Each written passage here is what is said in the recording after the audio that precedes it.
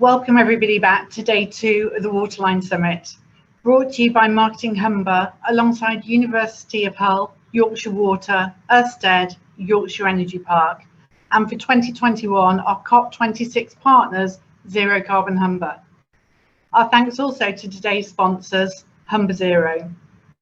The community sponsors of this session are Humber Outreach Programme and Active Humber. So thank you to all the above for making today happen. My name is Nina Stobart and I work for Phillips 66. I'm privileged to run their education outreach programme, Fueling Minds, their philanthropic team, our Humber Heart, and lead on our UK inclusion and diversity team. That will give you a bit of an understanding of where my passions lay and why I was honoured to be asked to host today's panel, Joining the Dots for a Sustainable Future. Today's session will look at how we ensure a just transition so that no one is left behind and everyone thrives as we progress in the region, the country and the world to net zero. We'll hear from experts who will discuss their role in creating an important opportunity to support local students and people in the community who need it the most.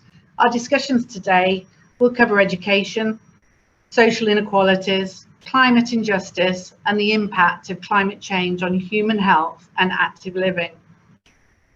I've been really lucky in my life. I was born into a family of 2 loving, working parents. Though not rich, we never went without. I had meals on and at the table, and most importantly, they had the time to invest in me and show me that I could be whomever I wanted to be.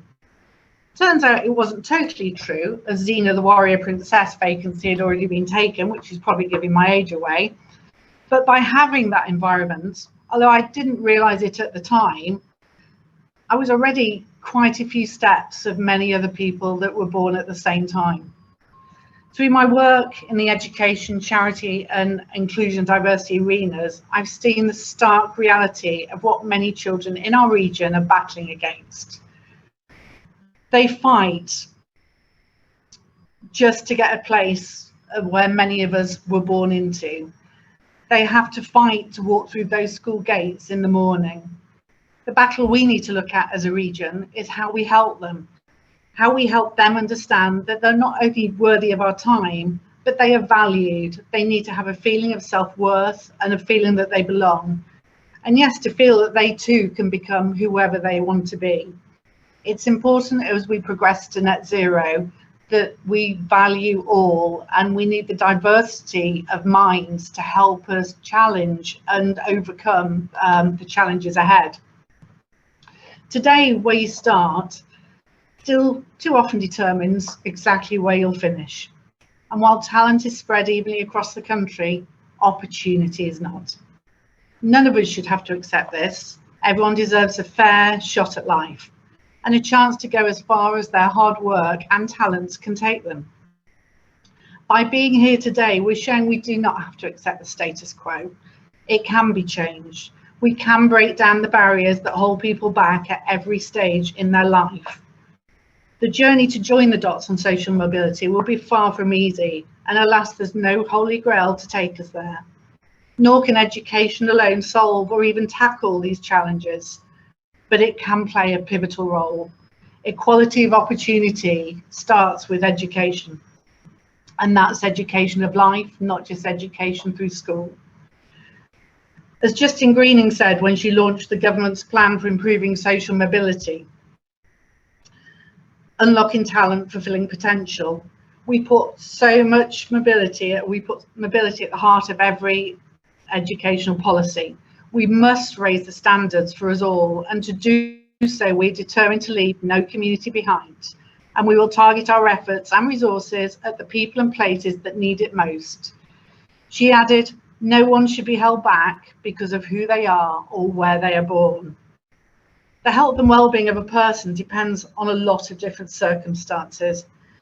Yes, it's about finding good work, life balance, feeling healthy in body as well as in mind.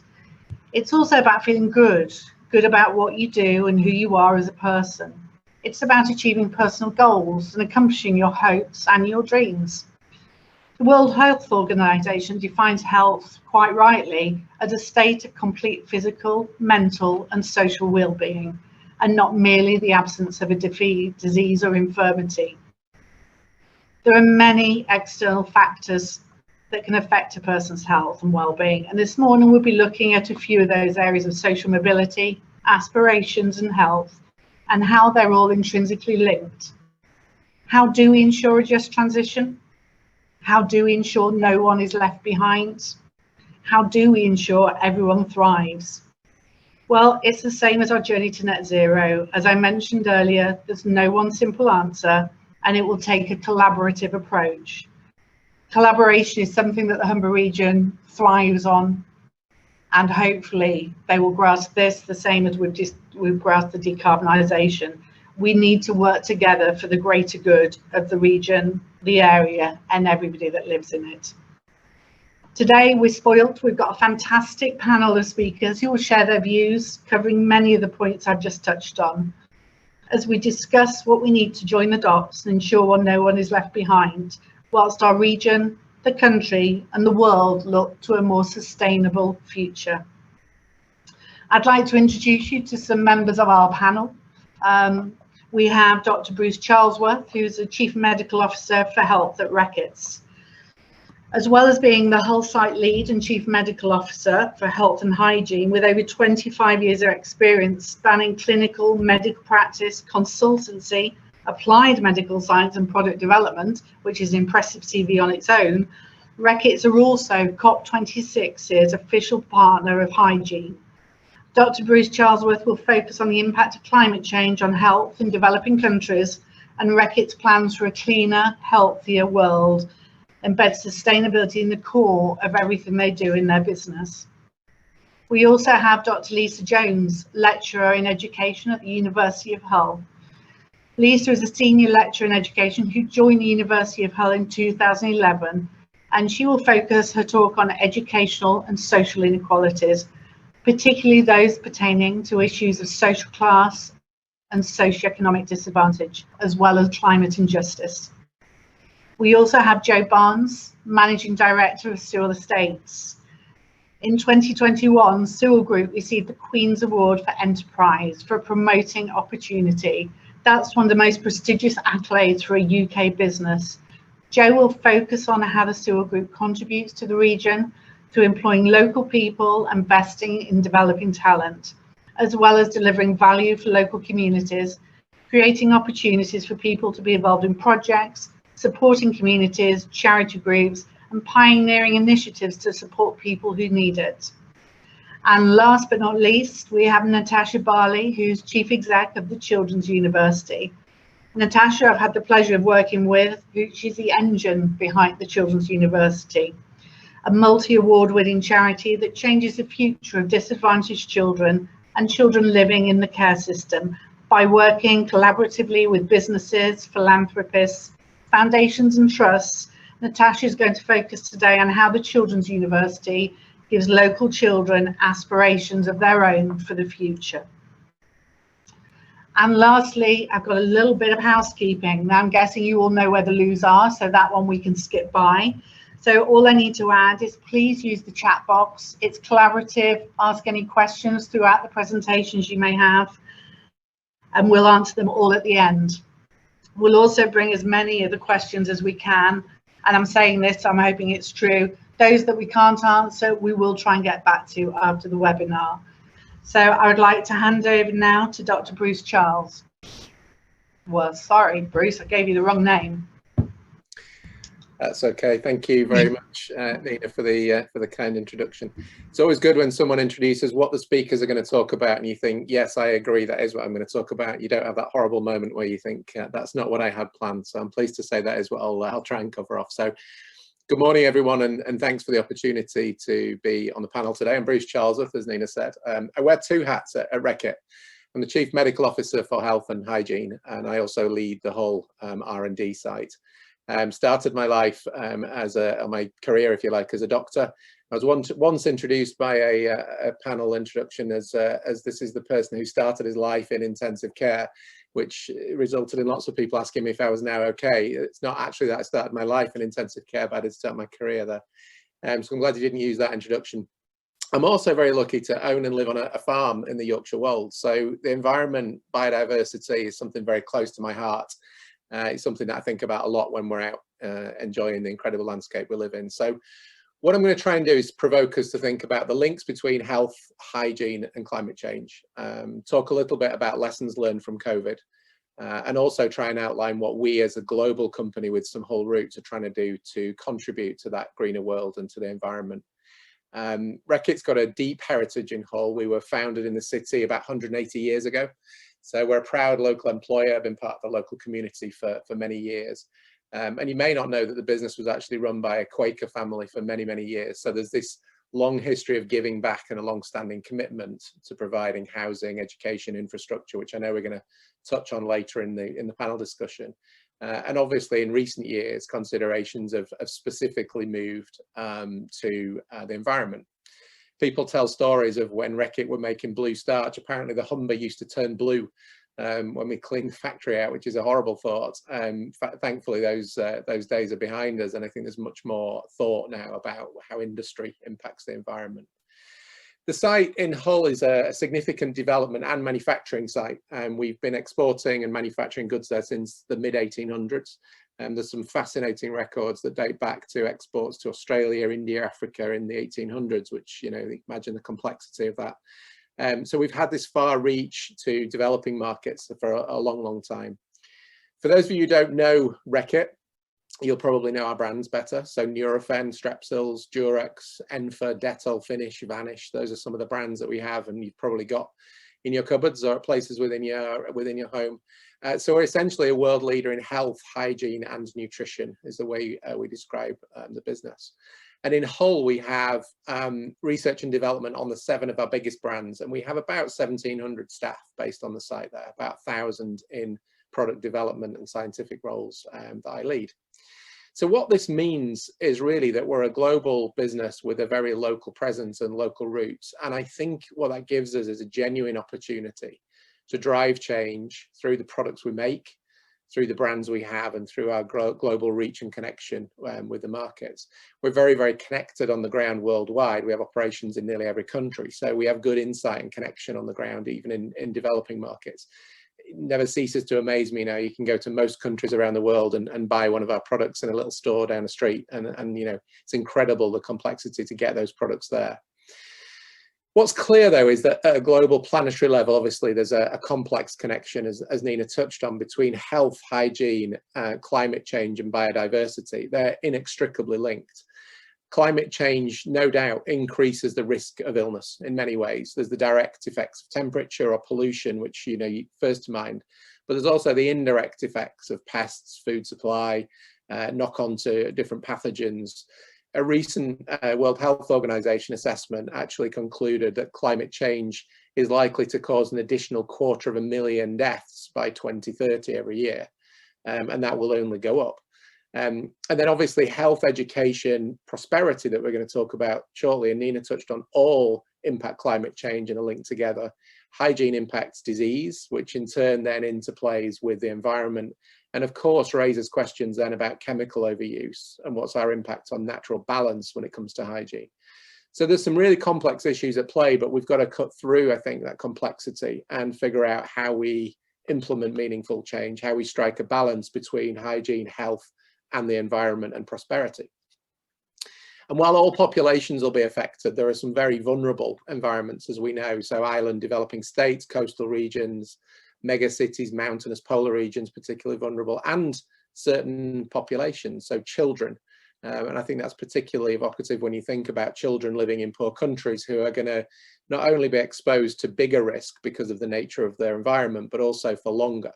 So these health effects are expected to have a bigger impact on children in developing markets, and also on people with pre-existing illnesses, which are more prevalent in those societies. So it's a very real situation. It's clear that we can't wait to have to implement some change. And I think recently the experience of COVID, for me anyway, I think has given us a cultural difference, which has revealed this connection between health of people and the health of the world. I think it's also highlighted our sheer vulnerability as a society when you think about the effect that COVID's had. and I think has engendered a bit more of a selfless culture and people having to work together to protect our planet, and we're going to have to be more resilient in the future by working together. So moving on to the business pressures, I think, you know, the environmental pressures are clear, and as they intensify, the demands on business is also go up, and I think Reckitt is no different. We're not immune to that in any way. Our purpose as an organisation that we articulate is to protect, heal and nurture in the relentless pursuit of a cleaner, healthier world. So environmentally, obviously, there's a key issue there. To protect, heal and nurture people, we also have to protect, heal and nurture the natural environment that supports and sustains us all. Enabling a healthier planet is basically central to that purpose, and therefore it runs through everything we do. So there's four main areas I think that global business needs to really consider, and I know within Reckitt we're thinking about. Firstly, there's what we make, the products we make that get used every day by consumers around the world. Those things are getting, you know, used and disposed of around the world. How we make and distribute those things is the second thing. How we leverage our brands, the power of our brands and the power that we have in communities. And then last but not least, how we lead. So in terms of what we make and sell, our brands enable people to lead cleaner, healthier lives, but obviously they're real things in packaging and they're chemicals. So what we have a responsibility for there, and what we try and do, is to make sure our products are safe but effective, that they minimize harm to the environment. So we have a lot of focus on minimizing plastics, maximizing recyclability, ensuring sustainability in everything that we do, and we bake that into our product development. So just in terms of the whole site, we have a lot of targets and metrics that drive that discipline into our development. Whenever we come up with an innovation, how is it going to be more sustainable? How is it going to be more recyclable? What's the innovation within that? And that's a critical measure that we use. Secondly, I think it's about how we operate as a business. So in making and distributing those products, clearly we have an opportunity to minimize our carbon footprint and our effect on the environment. And we've made some really good inroads into that globally and locally. And it may seem like a drop in the ocean, but if we just bring it to Hull and to the specific Hull site, we've just achieved what's called LEED Gold status because of our novel approaches to sustainability. So the whole research and development site has LED movement activated lighting, rainwater harvesting, solar panels, heat recovery, etc. within that new building. And we have a real commitment to taking our other sites, R&D and manufacturing, to a similar place in the future. And just some key metrics for Hull: we've reduced our carbon reduction since 2012 by 65%. We're using 26% less energy. That's reducing at about 3% a year. And we're reducing our water usage and waste generation. Waste generation is down nearly 40%. So that's good news. The other thing that I think big business can do is think about the power of brands. So we have some incredible brands through our partnerships, through our on-the-ground partnerships. I think we can make a real difference. So if you take Finish, for example, our dishwasher detergent brand, in partnership with National Geographic, Love Water and the Nature Conservancy, where we've got a campaign called Skip the Rinse, which is basically about saving water through a sustainable dishwashing campaign. It's driven pledges to save 7 million gallons of water already. Similarly, Vanish are doing something similar. So that working with the Fashion Council, Marie Claire and Amazon, we're looking at reducing the amount of clothing that's thrown away. We refer to it as a clothing revival brand, because if you clean your clothes and you look after them, then obviously we can recycle some of those. And there's education and there's consumer change to manage there as well. So we're very interested in the behavioral science techniques that initiate this conversation about how consumers can get that nudge to implement more environmental behavior. And I think we're trying to shine a light on then what consumers need in order to make that change. Last but not least, the thing we can do is leadership as well. We are supporting COP26 as the hygiene partner in Glasgow this year. And that shows a real commitment to climate change, but also to sustainable hygiene specifically. We're the official hygiene partner, so that means we're providing product protocols for disinfection and keeping people safe at the event. And we're doing that through what we call targeted hygiene, which means that you put in interventions only at the times and places that have the greatest impact on the chain of infection. So that reduces overuse and waste. So it's a sustainable approach to hygiene. I mean, COP26 is clearly a stepping stone for big policy, systemic structural changes. So it's great to be leading on something like that, as well as making the tangible changes day to day in our business. I also don't think that we can do this alone. Again, Nina referred to us working together, and I think Hull is our spiritual birthplace, and we are very keen on helping to drive through the levelling up Hull vision, transforming our city through change into basically a sustainable hub of innovation, looking at carbon neutrality, shifting the region's capabilities, education, health, hygiene, prosperity, at a scale where the business and the environment can then really thrive in the future. So we've set out and driven an ambition for Hull to be recognised as the first place to achieve net zero, with a holistic approach across numerous aspects of society. And we're really pleased to be driving and helping to lead that. As we know, a number of clean technologies are scaling up. There's a Freeport, Hull University tackled some big issues on climate change, and the council's obviously published the comprehensive plan towards carbon neutrality by 2030. So we're really keen to use, if you like, the size of our organisation and whatever we can to help to pull people together, and working with Marketing Humber and the LEP to create a forum for creativity, sharing best practice, and really making a tangible difference to the region. So in 10 minutes, it's difficult to cover all those topics. I hope I've done it some justice. I hope I've given you a sense of our strategy and our commitment to creating a positive impact. Also some food for thought about the connectivity of health, hygiene, prosperity, that I know we're going to come on to talk about specifically. We definitely want to be a regenerative business that adds value to society. I think we have a really interesting portfolio and approach that means when we do good, we do well, and when we do well, we do good.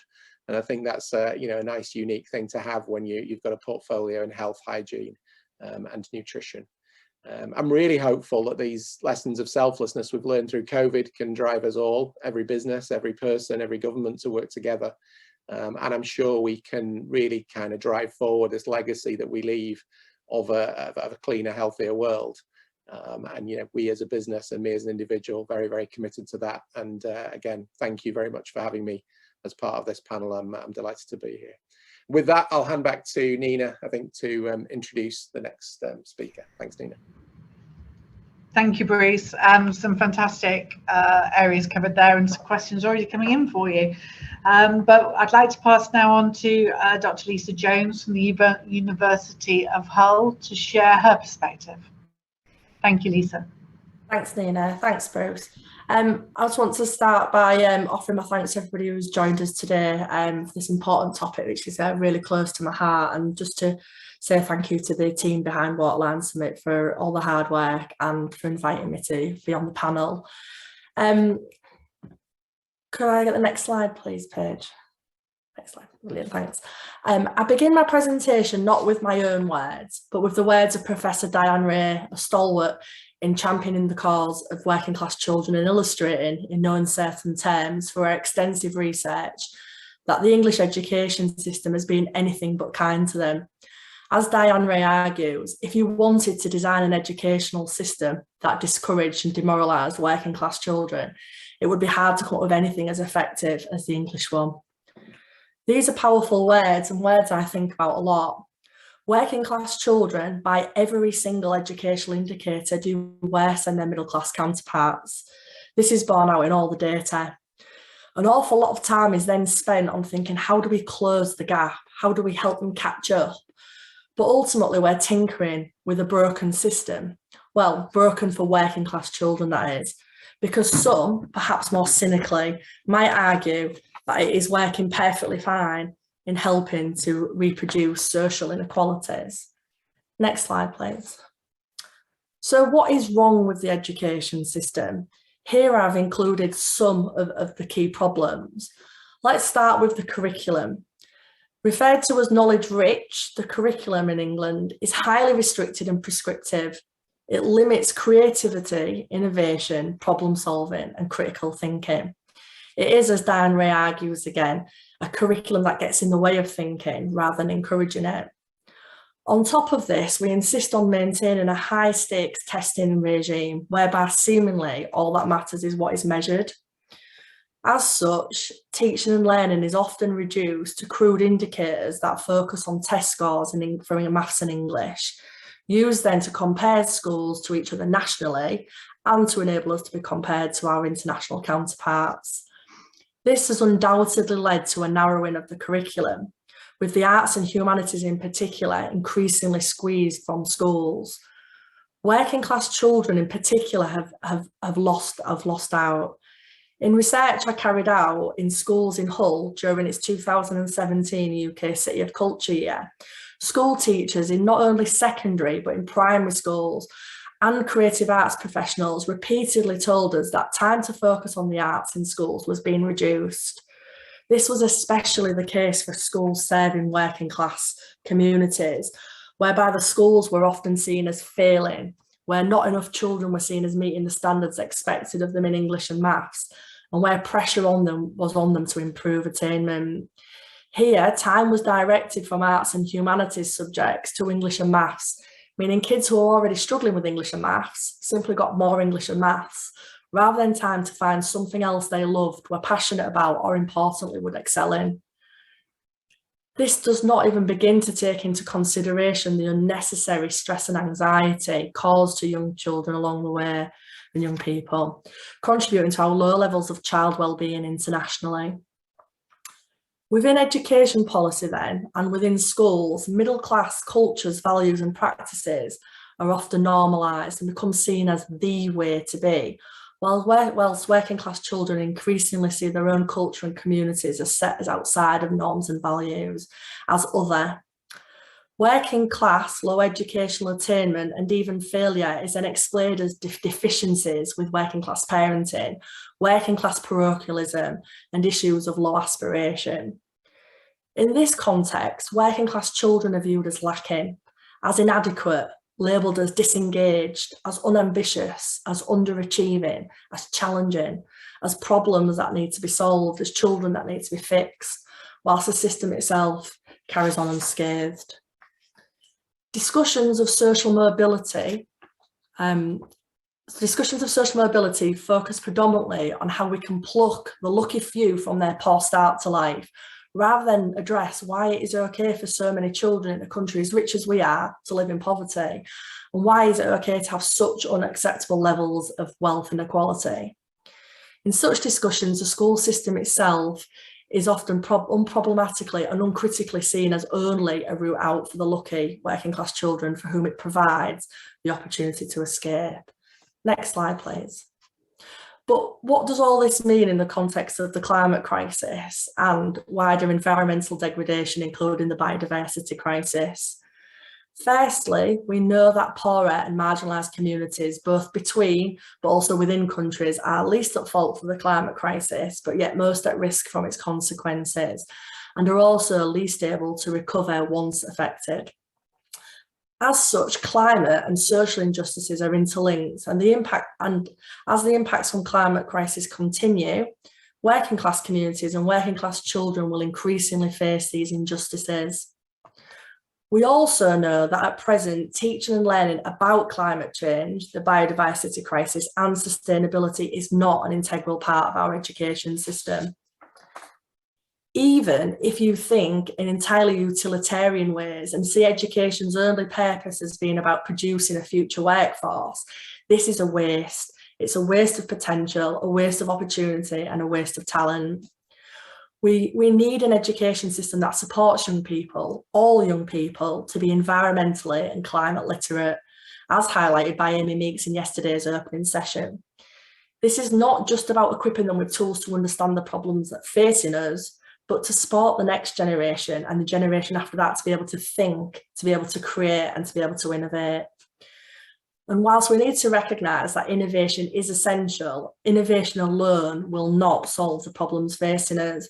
We cannot, as Satora states here, innovate ourselves out of this mess. The climate and environmental crises are social, political and cultural crises born out of human progress and human development. As was highlighted yesterday, the technology needed for decarbonisation is largely with us already. However, there is a clear need for people to see things differently, to think differently, and to feel differently. We desperately need the education system to enable this and support this. We therefore, and importantly, need an education system that values the arts, the humanities, and the social sciences alongside of scientific innovations. We need that education system to also value all young people, to be socially just, and to support sustainable futures. I therefore want to bring my contribution to an end, again, not with my own words, but with these words, not from Professor of Education this time, but from Jaden, a Year 8 student at Withensea, from Withensea, a coastal community many here will be aware of, just down the road from Hull and Humber. Next slide, please. As part of a participatory research project, Jaden, along with his peers in his geography class, were asked to decide how they would like to communicate the issue of coastal erosion facing their community through a creative output of their choice. Jaden responded by writing this amazing poem. Could you play the clip, please? The cliffs were being suffocated by the sea and falling apart like human limbs being blown off in the war. Protect the country, protect the homes people were trying to fight, protecting their memories from leaving into the sea. People fight for a sea wall. The cliff will be allowed to rest.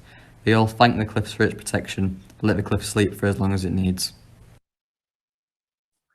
So Jaden's is just one of the many amazing creative outputs produced by the class for that task, and I haven't been able to stop thinking about the visceral reaction I had to Jaden's words alongside the words of his classmates.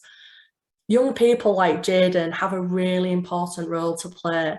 We now just need an education system rather than participatory research projects to allow children like Jaden the space to do this. Okay. I'll hand back to Nina.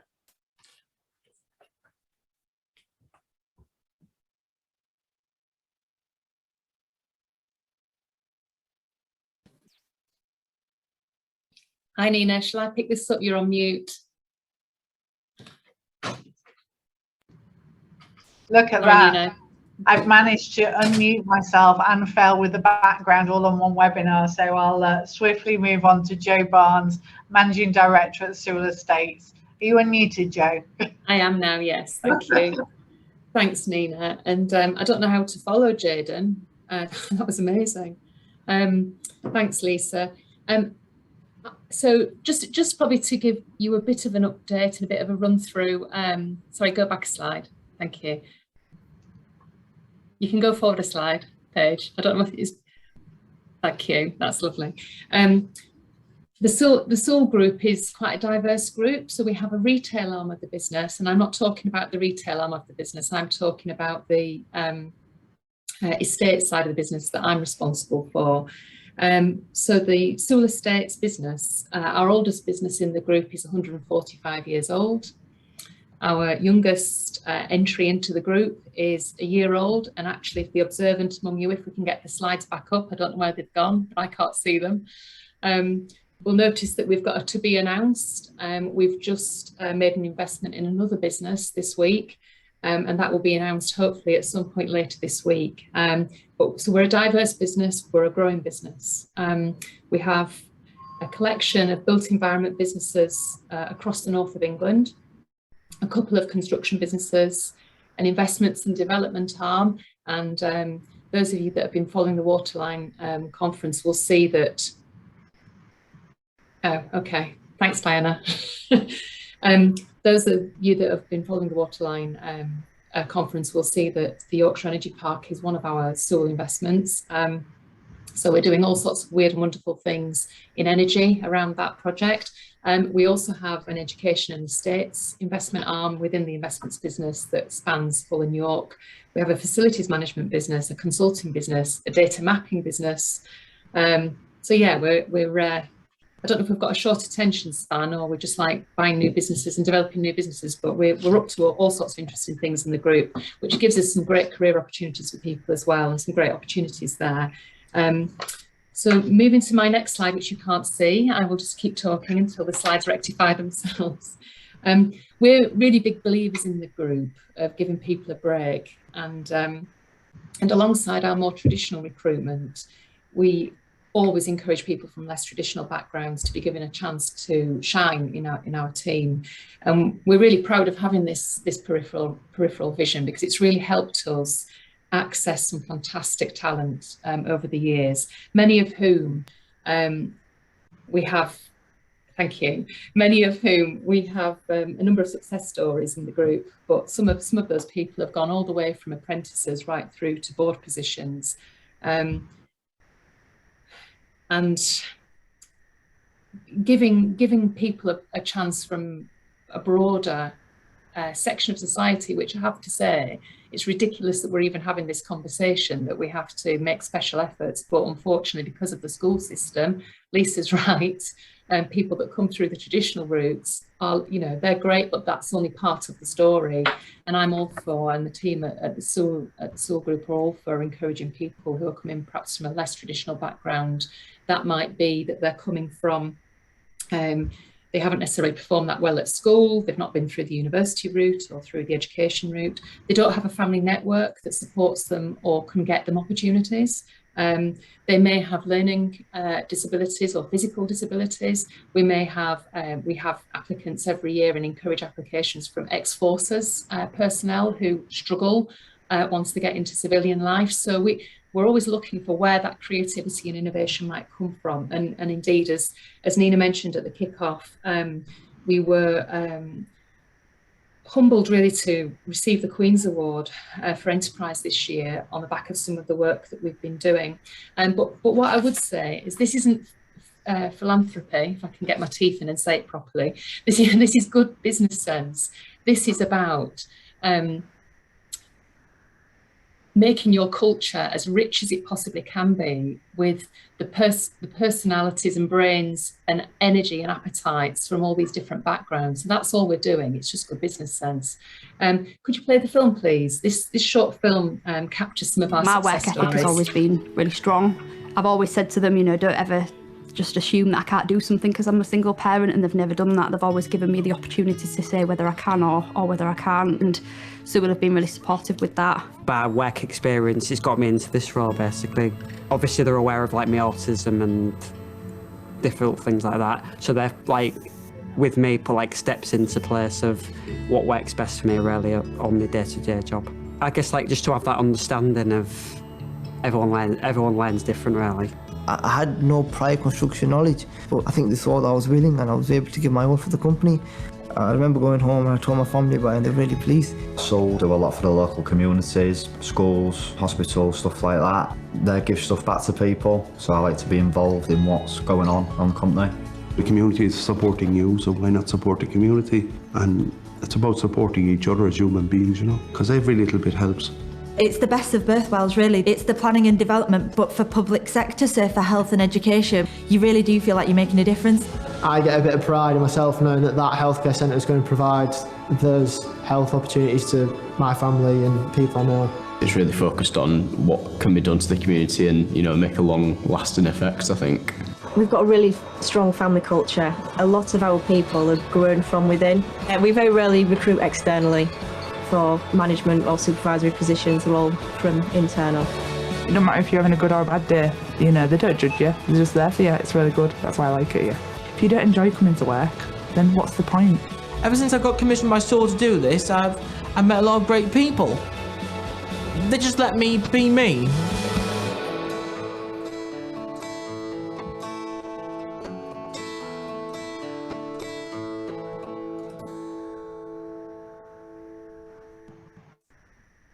Thanks, Paige. So I thought I'd just share this, because I don't know, obviously every business manages its way, it's balanced in a different way, but this is the way that we do it. So in all of our business plans for each of those very, very different businesses across our group, we always keep this compass at the heart of everything, and this helps us to keep the business in balance and helps us to make sure that we're putting the right amount of attention to all the different aspects of our working lives. People is pretty obvious, but that's making sure that our people are empowered, supported, that they're empowered to do the right thing. So we have an expression, ask for forgiveness, not for permission, and that tends to breed the right behaviours. You know, we hire good people on cultural fit. They tend to crack on and do the right thing by our customers and by our communities.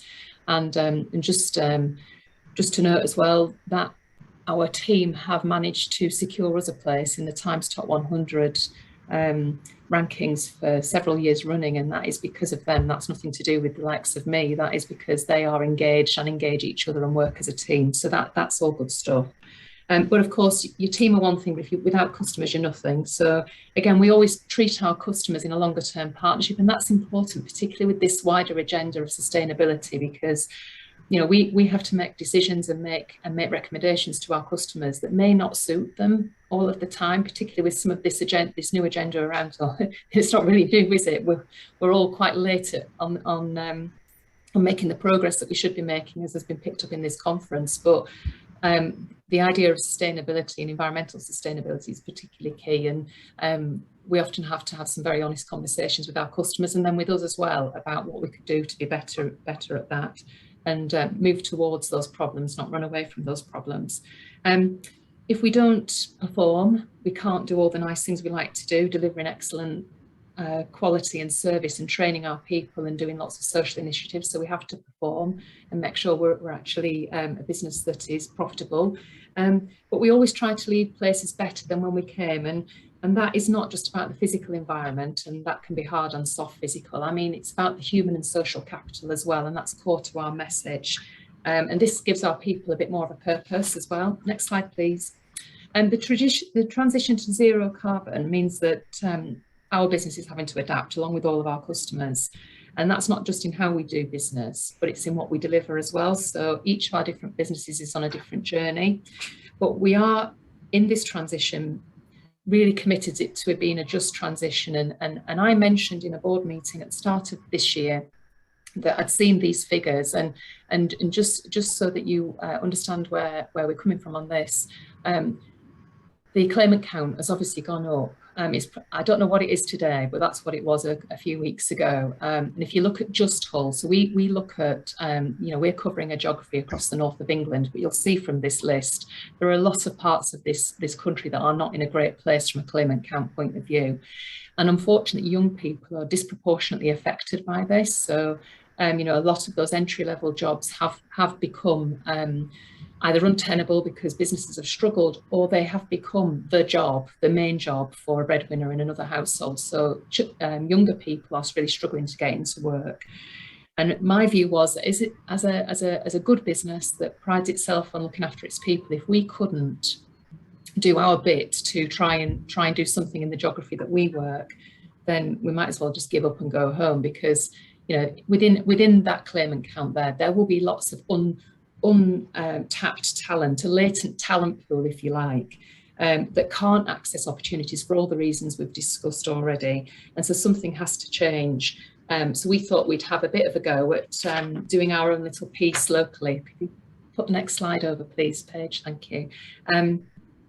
And these are lots of different things that we've done, but I'd like to just focus on the CAT Zero programme and our Gateway programme as part of that as well. We decided we were going to triple our investment in graduates, trainees, apprentices and work experience candidates. We can't employ everybody, but we'd like to do our bit.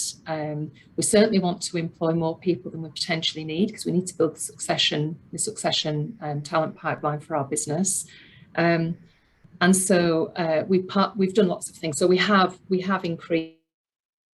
We're well on track actually to have more than tripled our investment this year in those different young people opportunities, alongside some recruitment as well with ex-forces personnel.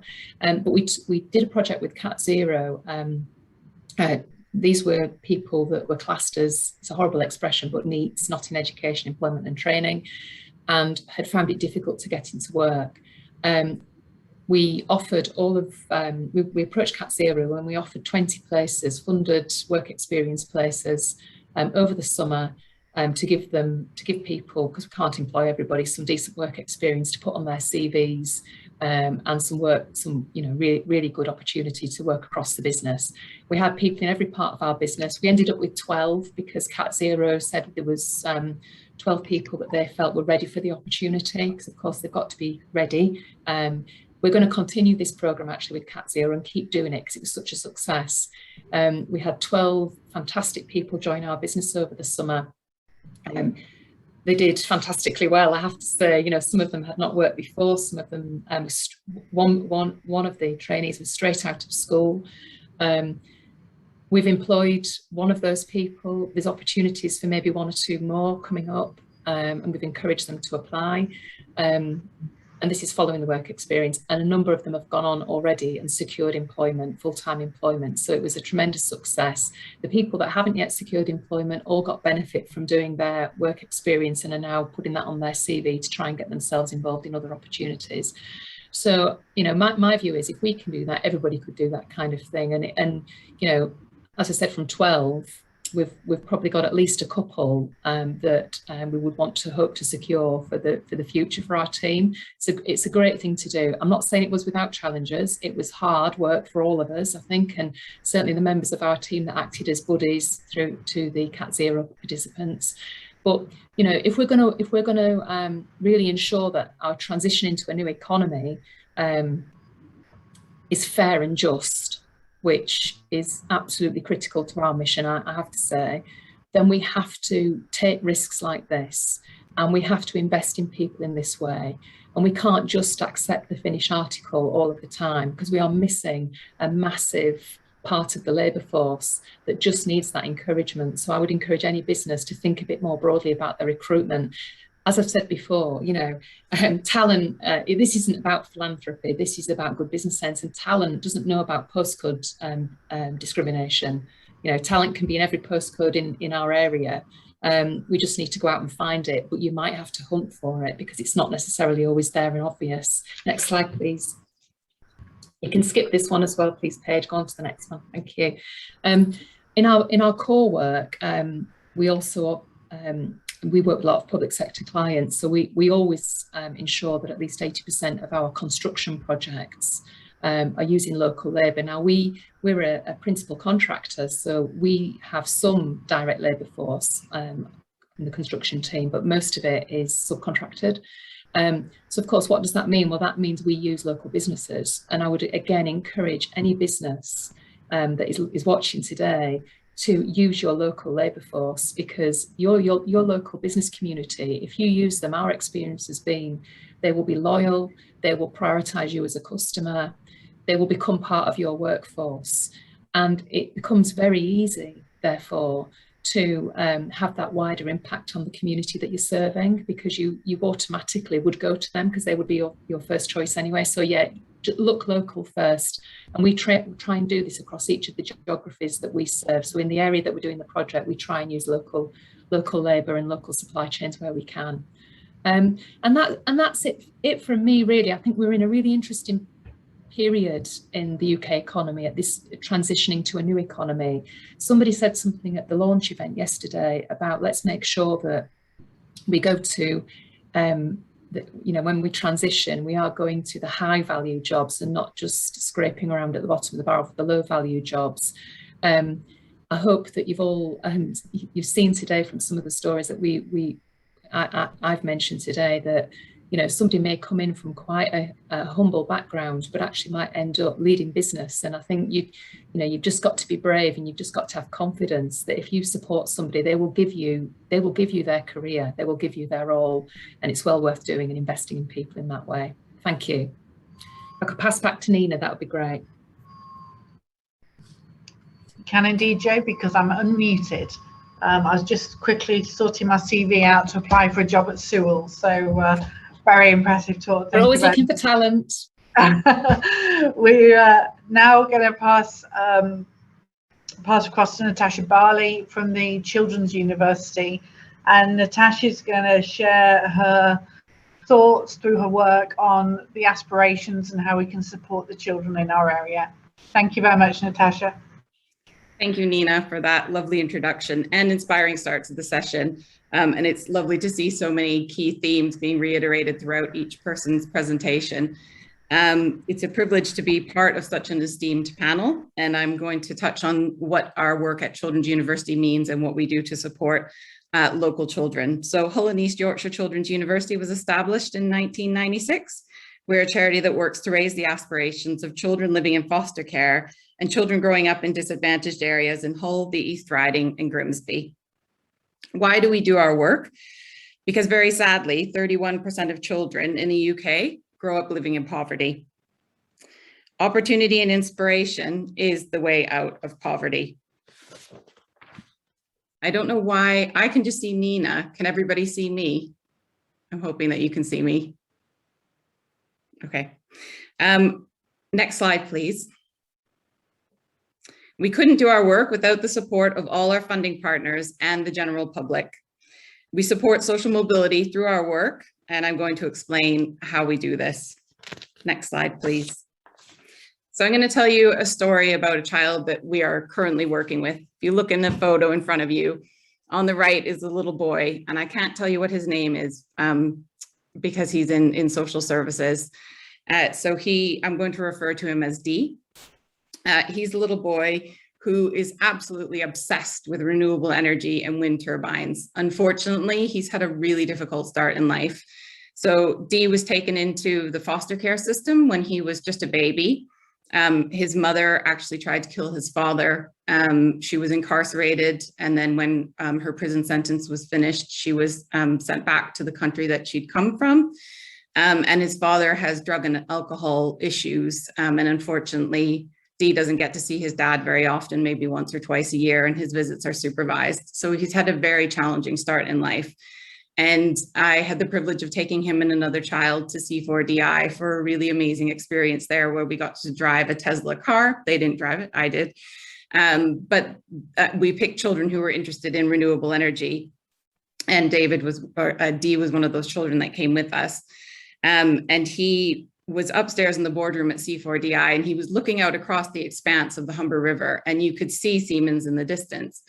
And I could see his eyes light up. He's a very quiet child, very reserved, doesn't speak a lot, and very rarely smiles. But he was smiling, and he was looking off into the distance. And I said to him, "Do you like wind turbines?" And he said, "I love wind turbines." And he just lit up like a Christmas tree, and he could not stop talking about wind turbines and how amazing he thought they were. And he told me all these facts about wind turbines. And I thought, we need to get this child to Siemens to see what a job at Siemens is like, to inspire him to think about what he wants to do with his future. So we have a wonderful mentor at Siemens that we work with. And so I contacted her, and she arranged a VIP visit for David, which was just incredible. We had lunch with the plant director. And during that period of time, Dee was talking so enthusiastically about wind turbines and renewable energy that the plant director said, you know, you could have a future career here. You know more about wind turbines than most of us do that actually work here. He had a full plant tour. He saw the turbines being made. He went down dockside and saw them being loaded onto the ship. And I have never seen a child so animated and so full of life. And he's now on our Step Up Move On program, which means that in the future, we are encouraging him to pursue that career in renewables. And he has those steps to put in place to help him be successful and to achieve that. And that is the primary goal of the work that Children's University does, is to inspire children like Dee to fulfill their potential, to fulfill their futures and have a positive outcomes, although they have these really difficult starts in life. Next slide, please. So as a lot of the other speakers have touched on, we need a talent pipeline of creative minds to solve big problems. And we have that untapped potential on our doorstep. Joe was just explaining how Sewells is really brilliant at bringing in, you know, that untapped talent and giving them job opportunities. It's on our doorsteps. It's locally, it's nationally, it's internationally. So let's harness that potential and energy for a thriving green sector by inspiring children into careers in renewables. Children are really excited by a green planet and a green future. They're invested in wanting to have a green planet to live in. We've seen this through, you know, all of the work of young people, you know, coming together and doing school strikes and asking for change. They want this change and they want to be a part of it. And they're interested in careers in renewables and the green sector. And there are an awful lot of jobs coming up in those sectors. So it's really great that we should be encouraging these children to think about these careers. And the best way to get children into these careers is to show them the world of work, take them out into the world of work, which is what we do every day, day in, day out. We're getting children out of the classroom into the real world of work and showing them all these opportunities that exist for them, because children can only aspire to what they know exists. If you don't know that a job opportunity is there, how are you ever going to aspire to do it in the future? Next slide, please. We have an amazing volunteering program as well. So all the companies that we work with, their staff get involved with Children's University and they're able to come on experiences with the children. So this is really good for staff morale and professional development. This is also brilliant for the children on our program. So the kids are able to see firsthand people who've been successful in their careers, and that can be any route into that career. They could have done an apprenticeship, they maybe started their own business, they've gone to college, they've gone to university, whatever route it is that gets them into that career. We want to expose the children to that and show them that there are different ways to get really good jobs that they'll be really excited about doing, which is really important. Next slide, please. I don't know if you can see this, it's a bit small, but there's a little girl in the middle of this picture who's on our BBC experience, and she's standing on a little step. Now, she couldn't actually reach the camera. We had it lowered down as far as we could without standing on a little step. And she was the quietest little dot of a girl. She goes to Stockwell Primary School, and I'd gone in to visit them before we went on the BBC experience, and she just didn't say boo to a goose. We got her on the experience. She saw the camera and she was like, oh, can I be the camera person? Can I get up and control the camera? We were like, yes, of course. And the teacher said she's never seen this child interact with people this way, get so excited about something, be so passionate about something. She was up on that little step and she literally took charge. She directed the entire BBC program that these children recorded on the day. And she just came alive. And it's, you know, that child has so much potential. She could go and work at the BBC. She wants to now be a camera person and do directing of films and TV shows. And if she hadn't had that opportunity, would that seed have been planted in her? Would she have known that she had that passion to be able to do something so incredible with her life? I don't think so. So giving these kids these opportunities is just vitally, vitally important. And we cannot start too young in doing this. Next slide, please. So we've all heard a lot about the government's levelling up agenda. Real levelling up starts to happen when you give children opportunities that help them realize what they can achieve in life and support them to reach their goals. And we all have a responsibility to make sure that as many children as possible get these incredible opportunities to see what the world of work is like and what they can potentially aspire to be in the future, and then give them the support to be able to fulfill those aspirations that we've planted. Next slide, please.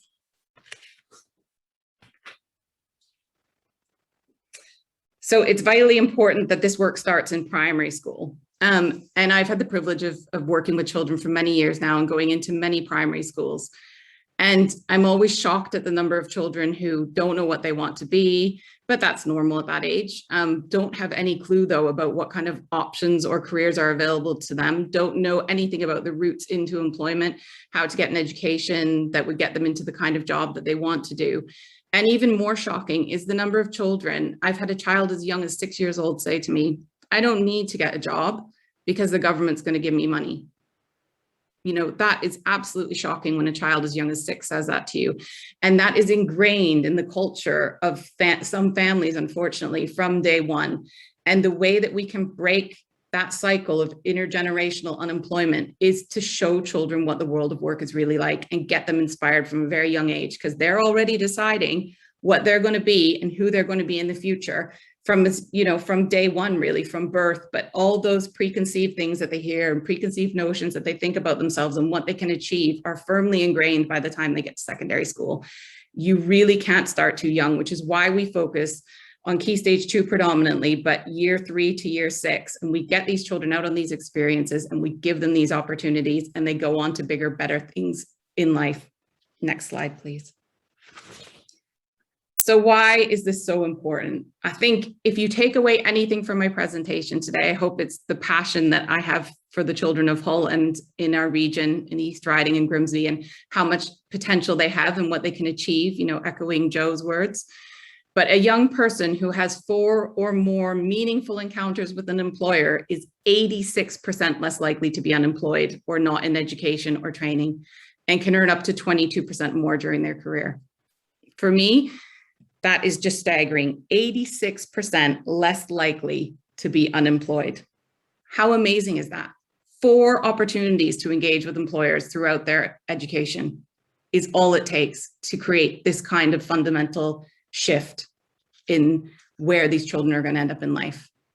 And every child has the right to be successful in life. Whatever postal code you come from, whatever background you come from, every child should have the opportunity to fulfill their potential. And I firmly believe that. And that is a statistic that shows you that all of us, if we come together, can make this kind of change happen for children living in our country who are growing up in very challenging circumstances. And it's our responsibility as a society to give all children the opportunity to fulfill their potential. Next slide, please. So if you'd like any more information about Children's University, our details are there. We can work with your companies to design experiences for children to come on. Rose James is our corporate partnerships manager, and that's her forte. And I'd like to just finish with children can only aspire to what they know exists. So let's open up the doors to potential futures for all the children that we know deserve the opportunity. Thank you.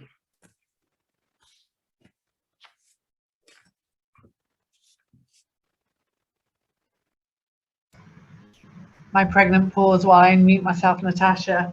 Again, some mind-blowing facts that you shared, and I think without doubt everybody completely has taken away the passion you have for what you do and the work that we need to continue. So the questions are in the Q&A box, not in the chat, like I mentioned at the beginning, and we've had some coming through already. So I'm going to take a stab at them in order, which means Bruce, you're going to be up first.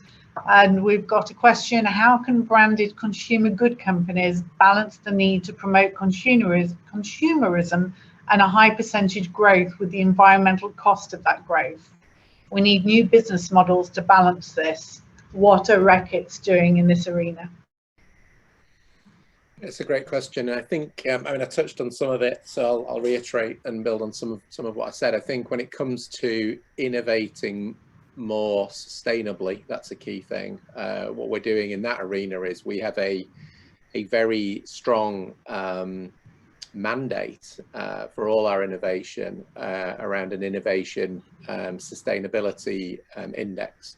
So we have a calculator that we actually put all of our new innovations through, which then gives you basically a chart in terms of how environmentally friendly, so to speak, it is. It talks, recyclability, impact on the environment, etc. And that is hardwired into our metrics. So, businesses are very driven by results. We don't just measure ourselves on sales and bottom line. We measure people on that as well. So the project teams are actually driven to develop and do things more sustainably. Through that, the key metrics we've got are already more than 30% of our net revenue at the moment comes from what we consider more sustainable products. So there's a big move towards that. And we're particularly looking at carbon, water, packaging, chemical footprint every time we launch anything. We have a commitment to increase the improvement in that 50% by 2030. So we've set that. We've already reduced the total carbon footprint by 20%, I think it is, since 2012. And with carbon emissions per product in manufacturing reducing by more than half, by 50%. So by doing that, just how we make these things and what we put into the market, I think is key. We're unique in that our portfolio, as I mentioned earlier, are around health and hygiene. So, we do some pest products, we do cleaning products, we do things that actually deliver sustainability in and of themselves. So that's helpful for us. It's not like a pure consumer goods company where those products may be just harmful. They're actually doing good as well, which is nice to know. The other thing I would say is, just to reiterate it, is what we can do through our brands. So I think that leadership position that companies like ours, because we have that access to consumers and behavior change, can do, is just phenomenal. Our reach, never ceases to amaze me. I can't remember the exact figures, but we did a TikTok video on hand washing. And it was viewed billions of times, as opposed to the WHO program, which was viewed hundreds of thousands of times. The brands that we have through Dettol, through things like that in these developing countries particularly, is enormous. And as I touched on earlier, Finish, Vanish, certainly through Dettol, through hand washing, through Harpic, through toilet cleaning, a lot of those brands can actually drive more sustainable behavior change through giving back, through driving that change, and through implementing consumer behavior change than perhaps even governments can.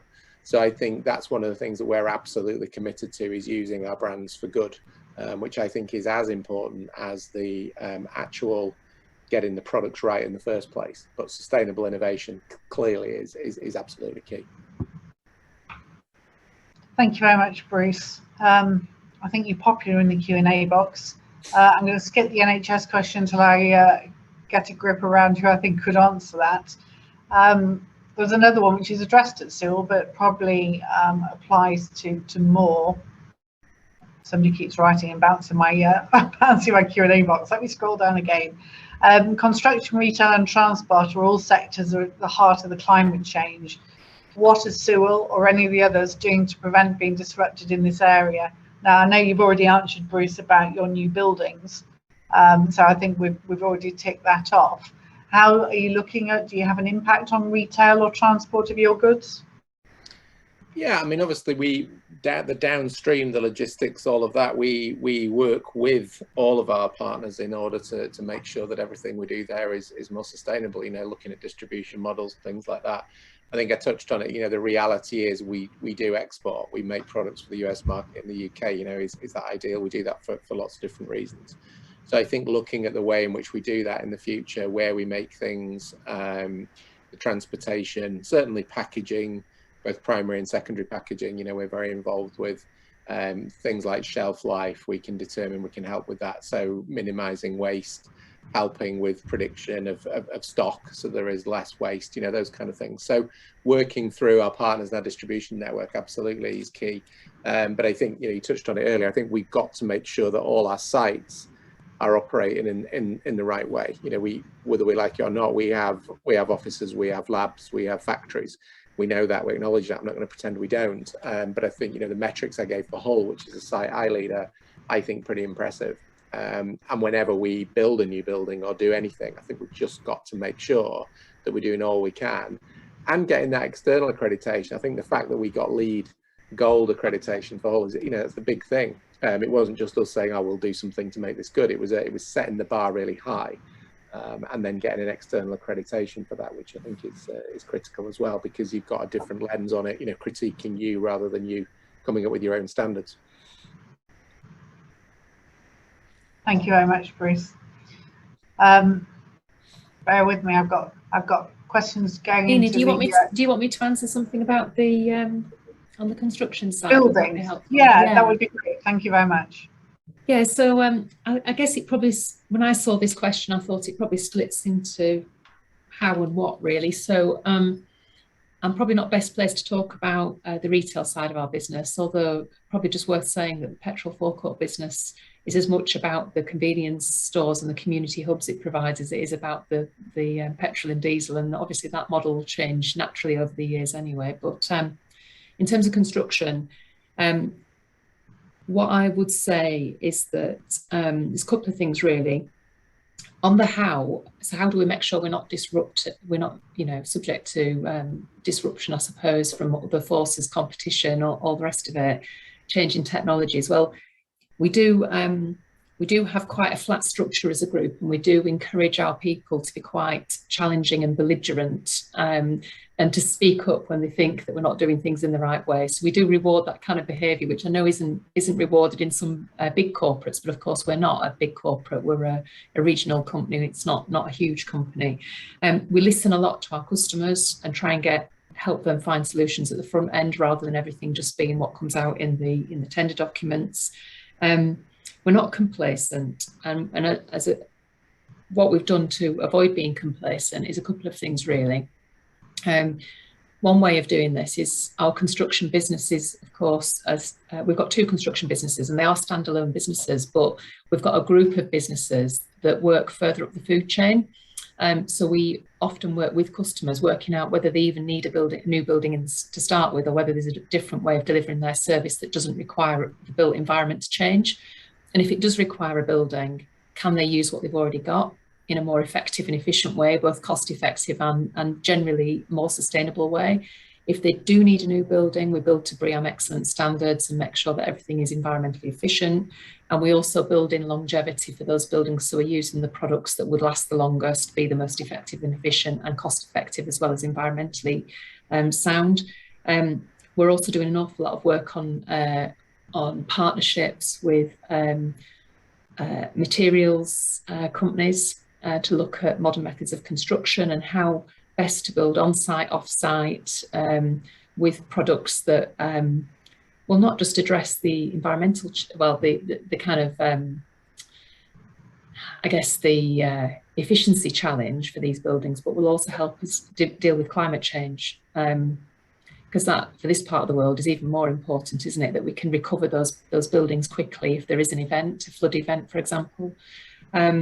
So we're doing a lot of things in that regard, but we tend to engage our younger people in some of this exciting project-related stuff to find new ways of doing things, because quite frankly, they've probably got more creativity and innovation and energy for it than than people my age. So we do sort of try and involve people across the business, and because we've got this diverse group of businesses, it's just as likely to be people in our data team that are advising the construction team, or the construction team advising people in the data team about what we should be looking at. So we try and cross-pollinate as well. So that's how we deal with our business. I don't know if that's helpful. I've got a follow-up question there for you, if that's okay, from Nathan. Yeah. He's put a lot of comments focused on new building initiatives and processes, but what extent do we look at converting current assets and operations, which would arguably be more sustainable, but probably more costly?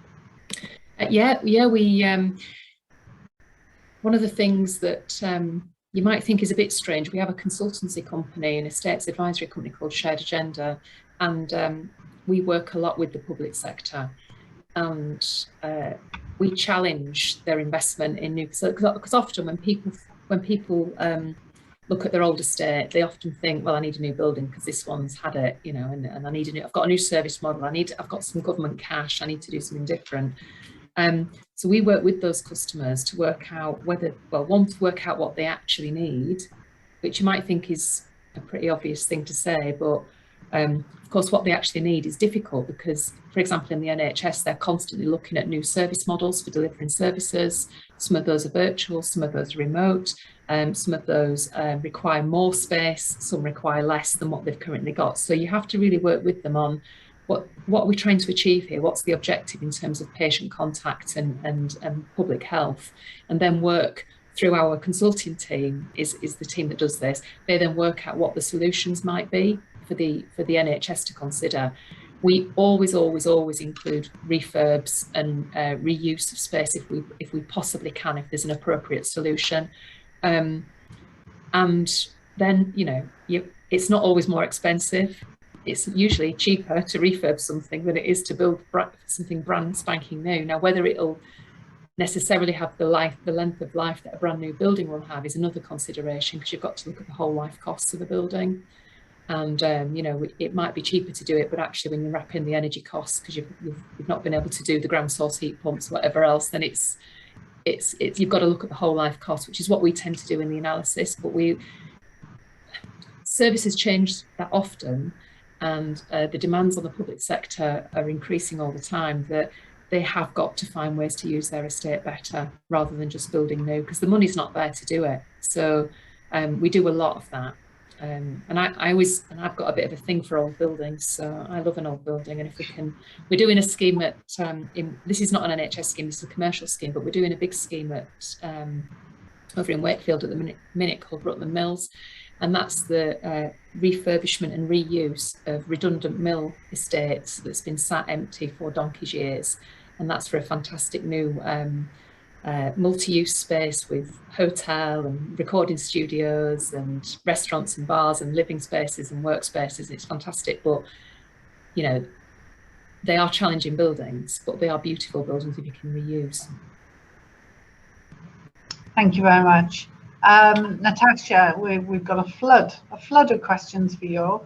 I think the first and easiest to answer is how do people contact you to see how they can get their company involved in your work and offer volunteerism and/or visits? There's lots of information on our website. There's a section for corporates and partners. So it's www.hullchildrensuniversity.com, or you can email me at Natasha, well, it's N_BANKE @hull.ac.uk, but I can circulate that information afterwards if we have the contacts of people who've asked the questions. I did see a question about volunteering opportunities. So yes, we do also offer opportunities for volunteers to go into the school setting to deliver talks about employability. So we do something called industry days. So that's where schools break off timetable for a day, and we have a combination of children in smaller groups to make it a little more manageable, because we appreciate that some companies haven't engaged with children like that before. And we work with you to tailor those sessions as well so that they're age appropriate and pitched right. And so the kids break off the schedule for the day. We bring people in from industry, and they rotate through different experiences for the day where they learn all about the world of work, what those people do. And it always involves some kind of hand-on activity where they build something or they create something. So they learn about what it would be like to actually work for that company. So yes, definitely, if you want to volunteer, but you don't want to open up your business for visits, there can be multiple reasons for doing that. COVID's one of them at the minute. And we appreciate that there are opportunities to do industry days. And we also work with INEOS, and we do a STEM day. So STEM, obviously careers in STEM are really important for careers in renewables. We take over the UTC for the day, and we bring year 6 children, and they do different activities at the UTC related to careers at INEOS. And the kids absolutely love doing it. It's brilliant. They get to see the UTC and they learn about careers that they could potentially go into, and talk also about gender equality in those kind of workplaces and those kind of jobs. So we focus on that as well. So there are a lot of women that come and do the sessions on the day, so that girls can see that, you know, a lot of girls do go into these careers, and these are good careers for girls as well as boys. So yes, there's lots of volunteering opportunities. Fantastic, thank you, Natasha. And I've got, I keep getting more added, it disappears. I've got another one. I really liked the talk by Natasha, and want to know if she believes that arts and humanities can be instrumental in introducing children's awareness of the world we live in. And do you, or would you, encourage visits to forests, schools, farms, etc.? Absolutely. So the arts and humanities are very close to my heart. I trained to be an art teacher in a previous life, and have now ended up doing this. But yes, absolutely. Creativity should be nurtured in young people, because creativity breeds into all other aspects of jobs that you go into, right? We need creative thinkers. So we do farm visits already. We do forest school visits, particularly for our children in care. And if you ask our children in care what is their absolute favorite visit, it's the forest school, because they're connecting with nature, they're learning about geography and biology, and they absolutely love those experiences. So yes, we absolutely do embrace. I focused on careers in terms of STEM today, because we were talking about renewable energy and those kind of opportunities for young people, but we focus on all types of careers, all different types of jobs for young people. But I think we do, as Lisa was saying, we lack in our education system a focus on the humanities, a focus on the arts. And that type of education, that the way that your brain changes when you're doing arts, and when you're creating music, and when you're creating art, is so valuable for young people, and it should be core in the curriculum. We should focus on that as well, so that we get more well-rounded young people who bring that creativity, who question. We want children in society who question things, who are thinkers, who are active learners. We don't want passive people who can just spoon-fed information. They feed that back out, and that's what unfortunately our education is currently producing. We want these kids who are passionate, creative thinkers, and we do. Lisa's right, we need a total revamp of our education system. It's not fit for purpose, and it's certainly not giving us the people that we want in the future that are going to create and solve these huge problems that we're going to have related to the environment and other issues. And that's just my perfect link, Natasha. Lisa, over to you. We've got a question. Could you clarify what you mean by working class culture, middle class culture, and how that impacts on future careers? Yeah, okay, so I'm always really careful. I use the term cultures, because I wouldn't say that there's the definitive culture which links people, but we all have different culture, and culture is shaped by where we live, the opportunities we have, the people we're around, where we when we grow up, and all these sorts of things. So in terms of education, there's a couple of examples that really happen in education. So around parenting practices. And there's a lot of evidence to back this up, a lot of educational evidence around this. So we have an education system where parents are provided with all this information, what they're then able to supposedly choose which school to send their children to. Now that in itself is based on like middle class ideals, because what we know is that middle class parents are more likely to engage with those practices, whereas a lot of working class communities, they want the children to go to the local school. It's where they want. They'll send the children to the local school regardless, but yet our entire policy is based around trying to encourage a set of practices which don't always relate equally to different communities. And I suppose as well, when I've been into, there's lots of different cultures and all are equally valuable, but our education system and society generally tends to sort of think that some are more valuable than others, and that's kind of the problem. So one of the other things that I've experienced quite a lot when I've gone into sort of schools is like this almost acceptance that I'll use Hull for example as an example, and Withensea, which I mentioned in the talk. You know, a lot of young people want to stay in their community, so obviously that does create a problem with careers, because if they're not the jobs there, and there are not the employment opportunities and so on. But often there is sometimes this view from the outside that is like, well, that's parochial. There's a problem with that. That's wrong. Children should want to move to the opportunities. They should want to uproot and move to other parts of the country and so on. And of course, obviously, it does create all sorts of dilemmas around employment opportunities, because we know that they're not equally dispersed. But yeah, it's not acceptable to just dismiss children for wanting to stay in an area that they know, with people they want to know, with their families, to kind of have supportive work and life culture there as well. So it's a really big question, without taking you down a complete academic wormhole about how culture's links to class. I hope that kind of addresses some of the issues around that, but in terms of education and culture specifically. Thank you very much. Yeah, I'm glad you didn't go too academic on me, Lisa. Thank you for that answer. I'm going to throw one out to everybody, but we're running out of time. So literally, if you can give me a sort of 1 or 2 sentence answer, that would be muchly appreciated. So how do we get more businesses in the Humber to be more philanthropic? So I think, as Joe mentioned, that's just not charitable giving, that's volunteerism, that's education outreach. So what would your 1 or 2 sentence answer be to how we can engage businesses to support social inequalities? Let's go to Bruce, because you're looking really thoughtful. I think I'll build on what Joe said. I think you've got to recognise that there is there's a good for the business in doing that. So, you know, we work with the UTC very closely, as you know, and we're a founding partner. It's nice to do that philanthropically, but let's not pretend that there can't be a mutual benefit. There absolutely can, and I think the whole thing about talent, you know, is phenomenal. So we get apprentices, we involve kids in exciting things, we see them develop. So there's the great that you do for society, plus the great that you're doing for your business. It's that sort of quid pro quo, which I think is perfectly healthy, and I would encourage business to step into that. Great answer. Bit more than 1 or 2 sentences. Natasha, can you keep it tight to 1 or 2?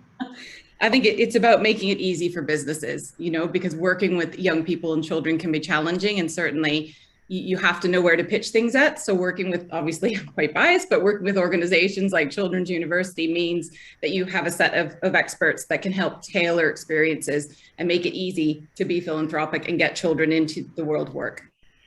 Fabulous, thank you. And Lisa, how about for education outreach? Yeah, I mean, I think for employers, I think one of my biggest things would be for employers to sometimes not give in to the stereotypes. I know when I was growing up, there was a lot of people say, don't tell anybody what your postcode. When you apply for jobs, don't tell people where you grew up.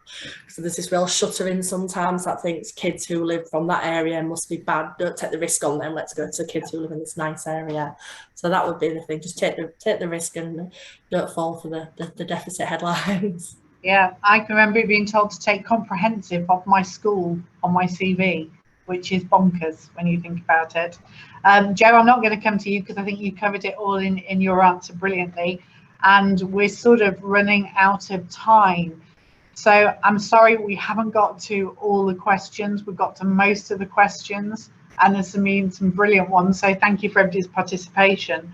I've scribbled loads of notes, which I'm probably not even going to refer to now, because the subjects that we covered, Bruce, protect, heal and nurture, I mean, that's surely something that we should all be living by. I mean, it's a great vision and a great way to work for Reckitt's.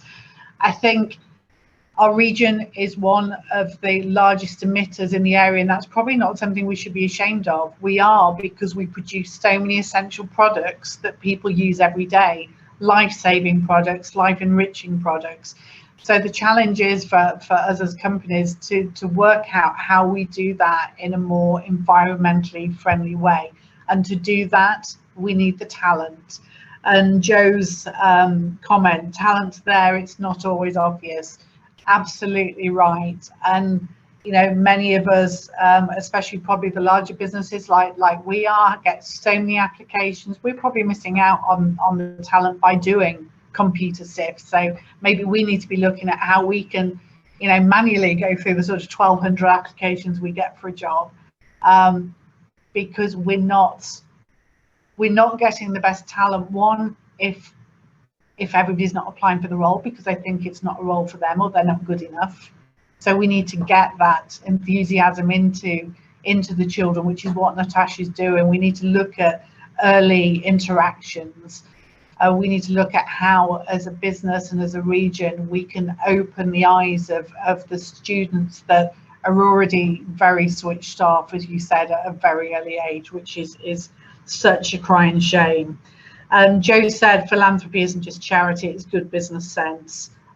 So true. And I think by Joe's video and listening to the staff at Sewell's talk with passion about not just their jobs, but how Sewell's treat them and how Sewell's impact the communities that they're living in, says absolutely loads for the work that your team is doing, Joe.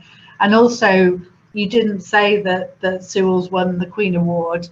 You didn't say you won the Queen Award. You said our team, the team here, won the Queen Award. And I think that reinforces the ethos you've got, which is just fantastic. Natasha, you blow me away every time I hear you speak. It's fantastic, the work that you do, and I'm sure you'll get lots more requests after this. I hope you do with support going forward. And the fact, which I've seen before, about 86% of children are more likely to be, or less likely to be, unemployed after 4 meaningful encounters with industry.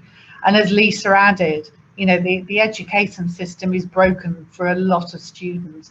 Work experience is no longer mandatory. So it takes us as businesses to reach out and make those meaningful interactions happen, to give those opportunities to those students, to inspire them. If people don't have role models around them or inspiration around them, then how do they know what they can achieve? You say it all, that you take children to Hull Docks from Hull who didn't even know the docks was there, didn't even know the vacancies on the port, the amazing action that it's doing in not just improving our region but globally. So it's, I could go on and say I've literally, look, I've been scribbling notes on the back of everybody speaking, but we're out of time. I don't want Paige telling me off or muting me before I finish speaking, so I'm going to bring it to a close. I would just like to say a massive thank you for everybody that has dialed in today, especially everybody on the panel. So thank you very much, Bruce. Thank you, Lisa. Thank you so much, Joe, and Natasha again. Thank you for your input. The event, I think, will give a lot of people a lot of things to think about, and I think for me going forward, to listen to us who are all from completely different backgrounds, and you know, should we just get together at the Waterline Summit, or should we actually be interacting outside and working in collaboration of how we can do, sharing best practice, stealing it from Joe and saying, look, that's fantastic, how can we do that too? So there's a lot of collaboration going forward. So I'll close up because I'm waffling. This is only Tuesday of the Waterline Summit. There's many more fantastic events that you can sign up to, so please do look at the diary. do register.